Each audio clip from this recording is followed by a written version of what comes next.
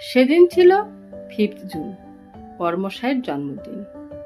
শাশুড়ি মাতার আদেশ, ওনার অনুপস্থিতিতে যেন নাতনিরা পায়েস রান্না করে খাওয়ান তার ছেলেকে।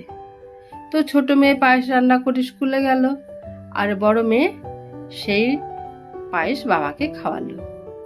সকালে ছিল পায়েস, লুচি, আলু কষা, মিষ্টি। দুপুরের রান্নাটা আমিই করেছিলাম, অনেক রকমের ভাজাভুজি, শুক্তো, পমফ্রেট মাছ, ডাল। ছেলে বানালো কেক, আর সেই কেক কেটে জন্মদিন পালন শেষ হলো। বড়মশাইয়ের এতই গরম লাগছিল যে কোনো শার্টের প্রয়োজনই মনে করলো না পরবার। বলল সবাই সেজেগুজে কেক কাটে, তিনি নাকি স্যান্ডো গেঞ্জি পরেই কেক কাটবেন। তো চলো, আজকের দিনে তার ইচ্ছেই পূরণ হোক। তো বন্ধু, ভিডিওটি কেমন লাগলো লাইক কমেন্ট করে জানিও।